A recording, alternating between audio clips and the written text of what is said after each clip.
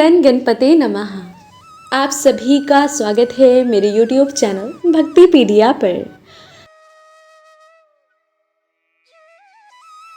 वक्रतुंड महाकाय सूर्यकोटि समप्रभा निर्विघ्नं कुरु मे देव सर्वकार्येषु सर्वदा। आप सभी को सकट चतुर्थी की हार्दिक शुभकामनाएं। आज के इस वीडियो में आप रसपान करने वाले हैं सकट चौथ की व्रत की कथा का। तो आइए श्रवण करते हैं। सकट चौथ व्रत को संकष्टी चतुर्थी, माघी चौथ, तिल या तिलकुट चतुर्थी के नाम से भी जाना जाता है। इस दिन भगवान गणेश की पूजा करने का विधान है।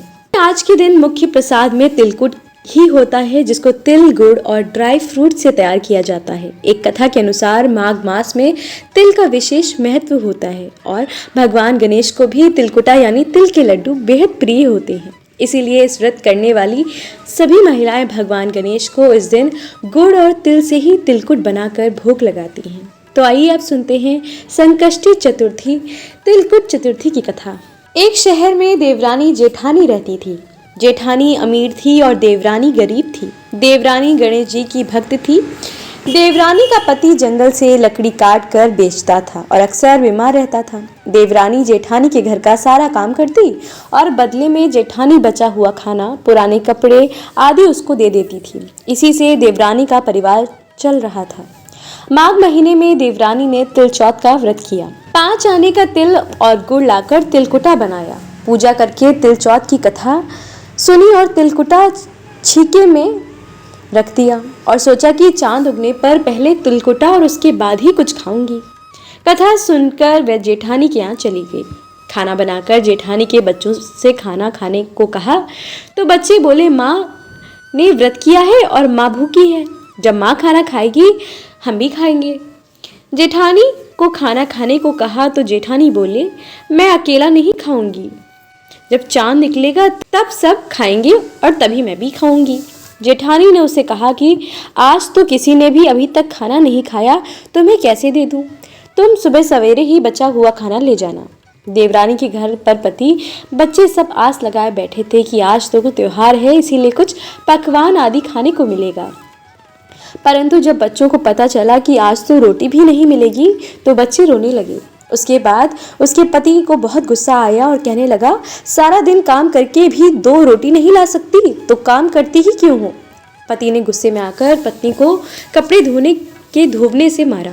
धोवना हाथ से छूट गया तो पाटे से मारा। वे बेचारी गणेश जी को याद करती हुई रोते रोते पानी पीकर सो गई। उस दिन गणेश जी देवरानी के सपने में आए और कहने लगे, धोवने मारी, पाटे मारी, सो रही है या जाग रही है? वह बोली, कुछ सो रही हूँ, कुछ जाग रही हूँ। गणेश जी बोले, भूख लगी है, कुछ खाने को दे। देवरानी बोली, क्या दूं? मेरे घर में तो अन्न का एक दाना भी नहीं है। जेठानी बचा हुआ खुचा खाना देती थी, आज वह भी नहीं मिला। पूजा का बचा हुआ तिलकुटा छीके में पड़ा है, वही खा लो।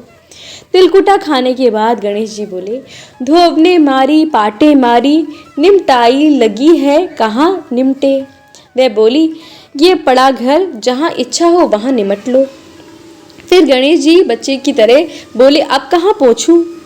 नींद में मग्न अब देवरानी को बहुत गुस्सा आया कि कब से तंग किए जा रहे हैं। सो बोली, मेरे सर पर पोंछो और कहाँ पोंछोगे? सुबह जब देवरानी उठी तो ये देखकर हैरान रह गई कि पूरा घर हीरे मोती से जगमगा रहा है।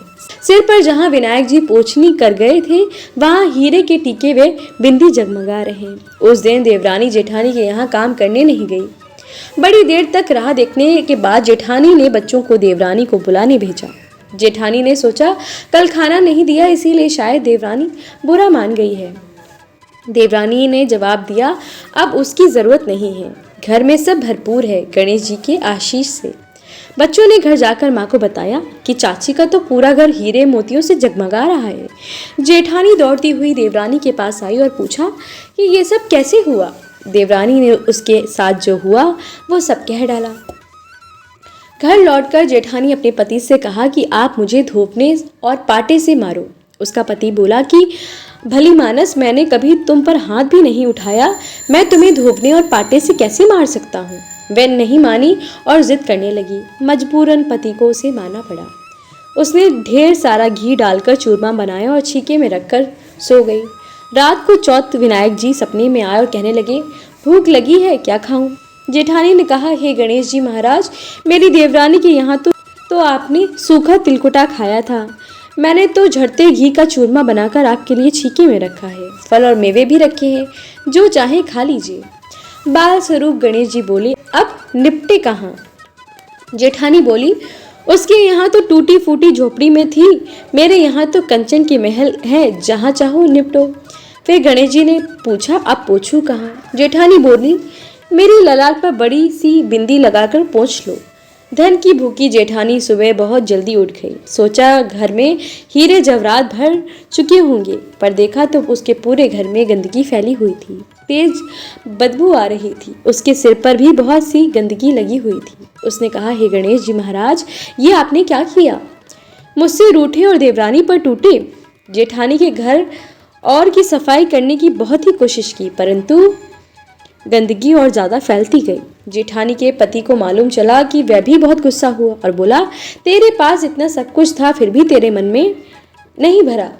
परेशान होकर चौथ की गणेश जी से मदद की विनती करने लगी। गणेश जी ने कहा, देवरानी से जलन के कारण तूने जो किया था, ये उसी का फल है। अब तू अपने धन से आधा उसे दे देगी, तब ये सब साफ होगा। उसने आधा धन बांट दिया, किंतु मोहरों की एक हांडी चूल्हे के नीचे गाड़ रखी थी। उसने सोचा किसी को पता नहीं चलेगा और उसने उस धन को नहीं बांटा। उसने कहा, हे श्री गणेश जी, अब तो अपना ये बिखराव समेटो। वे बोले, पहले चूल्हे के नीचे गाड़ी हुई मोहरों की हांडी सहित ताक में रखी हुई 2 सुई के भी 2 हिस्से कर। इस प्रकार गजानन बाल स्वरूप में आकर सुई जैसी छोटी चीज का भी बंटवारा किया और अपनी माया समेटी। हे गणेश जी महाराज, जैसे आपने देवरानी पर कृपा की, वैसे सब पर करना। कहानी कहने सुनने वाले और हुंकारा भरने वाले सब पर कृपा करना, किंतु जेठानी को जैसी सजा दी वैसी किसी को मत देना। बोलो गणेश जी महाराज की जय। बोलिए चौथ माता की जय।